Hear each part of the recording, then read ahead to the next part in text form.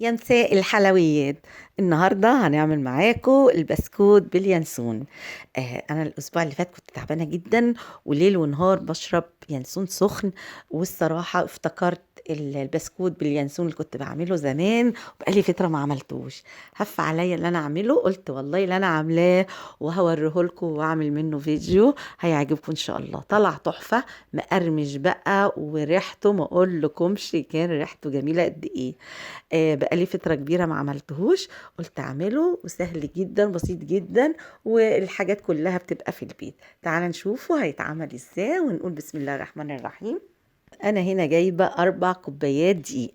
4 كوبايات دقيق، 3 بيضات، كوباية ونص سكر، وكوباية زيت، وكوباية لبن، ومعايا حوالي 3 4 معالق ينسون، بس تكوني غسلاه ومحمصاه زي ما بتحمصي بالظبط البهارات. معايا نص معلقة ملح، ومعلقة كبيرة بيكنج باودر.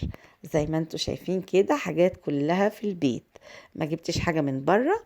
هنضيف الأول الحاجات الجافة اللي هو الملح والبيكنج باودر، وكمان اليانسون. زي ما بقول لكم اليانسون لازم تحمصوه كويس جدا، تغسليه وتحمصيه لغاية ما تحسي بريحته كده وبيطقطق معاكي، نشف معاكي، عشان لما تيجي تاكليه تلاقيه بيطقطق زي السمسم كده معاكي.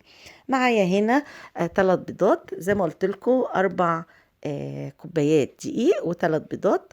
هنحط عليهم شوية فانيليا، فانيليا جافة، فانيليا سايلة، الموجود عندك.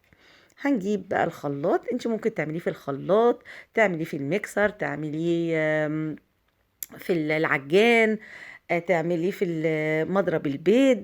يعني اي حاجة عندك. انا حبيت اعمله لكم في الخلاط عشان موجود طبعا في كل بيت. هنضيف بقى السوائل، الزيت والبيض واللبن، وكمان هنضيف عليهم السكر. كوباية ونص سكر بيطلع حلاوته حلوة جدا. اللي عايز زيادة يحط، بس كوباية ونص على 4 كوبايات، نفس مقدار الكوباية، بيطلع في منتهى الروعة. هتضربي كل السوائل مع بعض طبعا ومعاهم السكر، لغاية ما السكر تحسيه ان داب خالص. يعني تدوبي السكر في البيض واللبن ده والزيت كويس جدا. اول ما يدوب ونحس ان هو داب، هنضيفه للدقيق بتاعنا. زي ما انتوا شايفين كده، هنضيفه للدقيق. سهل جدا وبسيط جدا، ما فيهوش اي تعب. يعني في 10 دقايق بتبصي تلاقي عملتي كذا صينية، ما خدش معاكي اي وقت. زي ما انتوا شايفين هنقلبه كويس جدا. تقلبيها تبصي تلاقي القوام بتاعه اتقل من قوام الكيكة بتاعتك بشوية. يعني طبعا الكيكة بتبقى سايبة عن كده شوية. زي ما انت شايفة كده هنقلبه كويس جدا.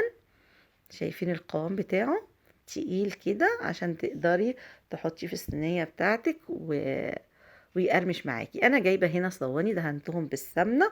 الصواني دي صواني بيتزا، انا مش عايزه صواني بحرف عالي، عايزه بحرف واطي، لان كل ما تكون العجينه قليله، سمكها قليل، كل ما بتبقى احلى. سمكها عالي بتاخد وقت كبير في السوى وبتبقى طريه. هنا هنحاول نفرد العجينة بتاعتي في الصينية كويس جدا بالمعلقة الأول، وبعدين انتي هتدهني ايدك زيت أو مية، بس زيت أحسن يعني. وهنساوي العجينة بتاعتي.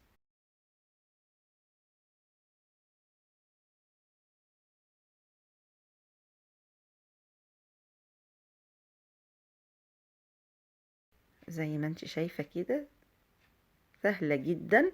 طبعا هتحط في فرن على 180 درجة لمدة نص ساعة، هتبصي تلاقيها استوت معاكي. بس هنشوف الأول ليها برضو خطوات هتتعمل. زي ما انت شايفة كده أنا عاملاها رفيعة.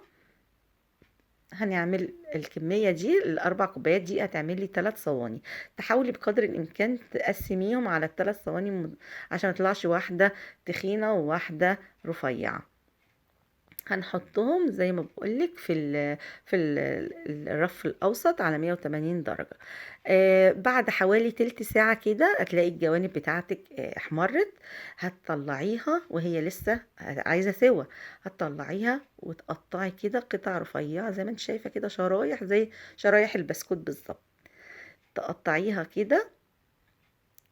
هتكون لسه طبعا ما استوتش خالص، احنا هندخلها الفرن تاني.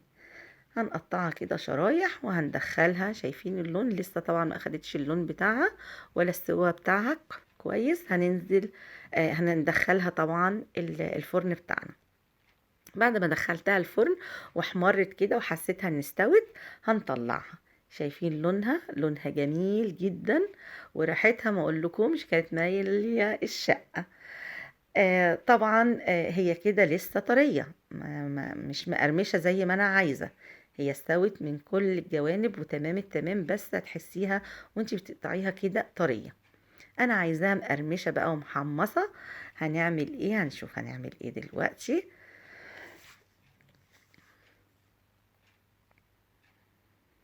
هنمسك القطع كده ونوقفها كده على حرفها، بحيث تاخد القرمشة كلها من جميع الجوانب.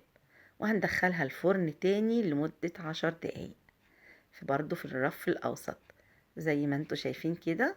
في الصينية دي طلعت تخينة شوية عن بقية الصواني.